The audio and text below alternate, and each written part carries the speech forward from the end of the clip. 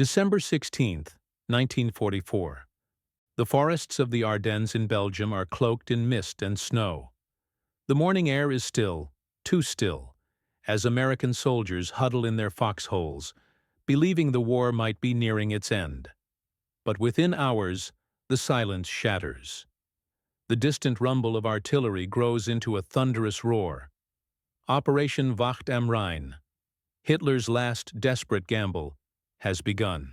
The Battle of the Bulge, as history would later call it, was a massive German counteroffensive designed to split the Allied lines, seize Antwerp, and force a negotiated peace on the Western Front. But amid the chaos of tank battles, blizzards, and ambushed convoys, a more insidious operation was unfolding, one of deception, espionage, and psychological warfare. Dressed in stolen American uniforms, fluent in English, and driving captured Allied jeeps, a small group of elite German soldiers slipped behind enemy lines. Their mission was clear: sow confusion, sabotage communications, and disrupt the American war machine from within. Their leader, the cunning and ruthless Otto Skorzeny, was already infamous for rescuing Benito Mussolini from captivity months earlier.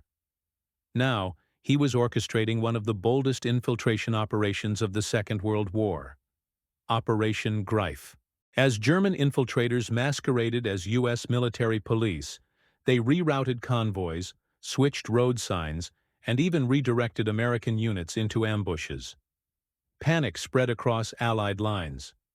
Commanders began to suspect that no one could be trusted. Soldiers whispered that spies were everywhere, even among their own ranks. And soon, paranoia would take hold.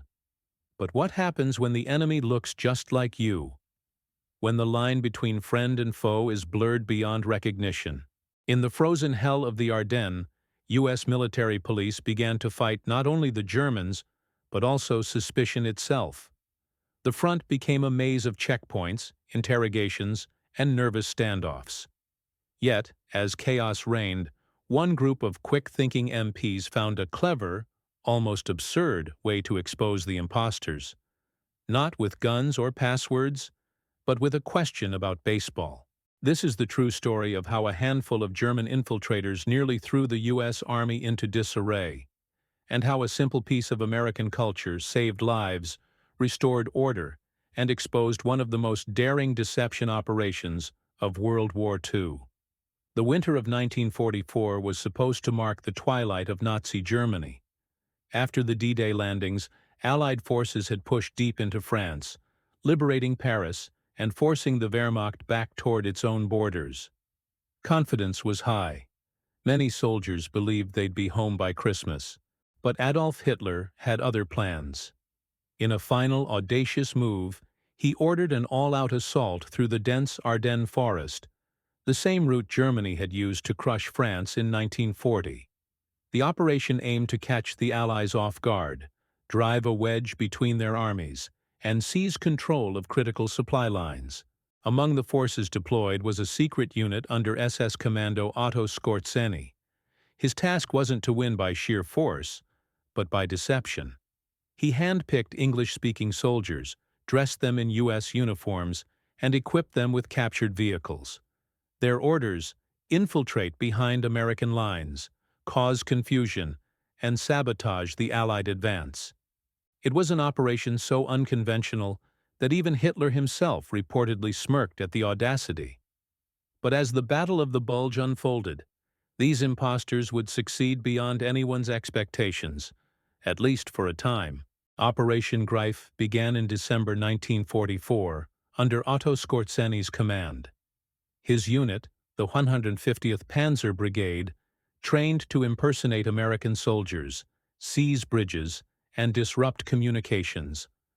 A covert mission meant to paralyze the Allied response during the Ardennes offensive. Under Skorzeny's leadership, around 150 German commandos were carefully selected for their fluency in English and knowledge of American culture. Many had lived or studied in the United States before the war. They practiced U.S. drill commands, learned baseball slang, and memorized American slang phrases like buddy, jeep, and chow. They even carried forged U.S. identification papers and dog tags. Once the offensive began, these imposters were scattered across the front lines. Their first successes were stunning. Disguised as American military police, they approached real U.S. convoys, inspected papers, and calmly redirected traffic, often straight into German ambushes. Others switched road signs, turning bastonnier arrows the wrong way, or swapping names of nearby towns. In one instance, they even infiltrated fuel depots, delaying shipments critical to the Allied defense. Rumors spread like wildfire. Reports of fake GIs began to circulate among American troops. Soldiers started to doubt everyone, even their own officers. One major was reportedly arrested after giving the wrong password, while General Omar Bradley was temporarily detained at a checkpoint because a suspicious MP wasn't sure he was genuine. The paranoia reached absurd levels. At every checkpoint, U.S. military police began asking bizarre questions to test soldiers' authenticity. Who won the World Series in '42? What's the capital of Illinois? What's Mickey Mouse's girlfriend's name? The logic was simple. A real American would know. A German might not. And it worked. One group of infiltrators was caught when they failed to answer correctly. When asked about baseball, a cornerstone of American identity, they stumbled. One supposedly confident GI declared that Babe Ruth was still playing, unaware he had retired years earlier. That single mistake led to his arrest, and soon the unraveling of the entire deception effort. Captured infiltrators revealed critical information under interrogation. They admitted their mission: to sabotage, confuse, and assassinate Allied leaders if possible. Some even confessed that Skorzeny himself had hoped to capture General Eisenhower, believing such an act might cripple Allied morale. As American command realized the scale of the threat, the response was swift. Roadblocks multiplied. Units began changing passwords daily. Soldiers were warned to double-check every document and question every order. The fear was palpable, and yet the tide was turning. While Skorzeny's men had succeeded in spreading panic, their practical impact was limited.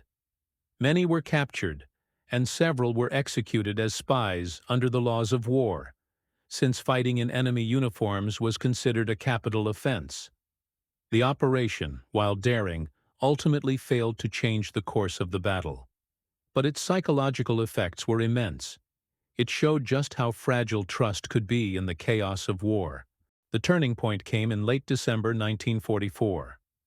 After days of confusion, the Allies began to regain their footing. The infiltrators' tricks had worn thin, and suspicion had given way to discipline. The American military police, now experts at spotting inconsistencies, grew relentless. At one checkpoint, a jeep approached carrying supposed U.S. officers. The MPs were wary. The men spoke perfect English, had the right papers, even the correct insignia. But when asked casually, who won the 1943 World Series, they froze. One mumbled, "The Boston Red Sox." The correct answer was the New York Yankees. It was over. Within hours, they were in custody. This small exchange became legendary, a moment where American culture, of all things, became a weapon of war. From then on, the MPs used sports, geography, and pop culture as tools to distinguish friend from foe. A simple question about baseball had exposed one of the boldest spy operations of the Second World War. Operation Greif ended in failure. Of the 150 men Skorzeny deployed, only a handful returned to German lines. Most were captured or executed. The Allies quickly restored order, though the paranoia lingered for weeks. Eisenhower himself was placed under heavy guard after rumors spread that German commandos intended to kill or kidnap him. Skorzeny survived the war and was later tried at Nuremberg for violating the laws of war by using enemy uniforms. Remarkably, he was acquitted, partly because Allied forces had engaged in similar tactics. After the war, he fled to Spain, living under Franco's protection, where he became something of a legend. a ghost of the Third Reich's most dangerous ambitions. The Americans who faced those infiltrators never forgot how close the deception came to succeeding, or how something as ordinary as a baseball question became the line between life and death. The story of the German infiltrators in U.S. uniforms is more than a wartime curiosity. It's a testament to how deception and trust coexist uneasily in the fog of war. When uniforms and language can be faked, identity becomes fragile. And even the most disciplined armies can falter under suspicion. Yet, it also shows the resilience of the human spirit, how humor, intuition, and cultural connection can cut through the darkness of conflict. A simple baseball question didn't just expose spies. It reaffirmed what the Allies were fighting for: a way of life, a shared culture, a sense of home. As the Battle of the Bulge drew to a close, the snows of the Ardennes turned red with sacrifice, but the Allies held firm. The German infiltrators had failed to fracture their unity. In the end, it wasn't just weapons or strategy that triumphed. It was identity, trust, and a distinctly American sense of belonging. The same spirit that asked, "Who won the World Series?" helped preserve the integrity of an army under siege. History remembers the tanks and the generals, but sometimes victory rests on something smaller. A question, a pause, a moment of human instinct. If you enjoyed this story, subscribe for more untold chapters of history, where the smallest details often decide the greatest outcomes.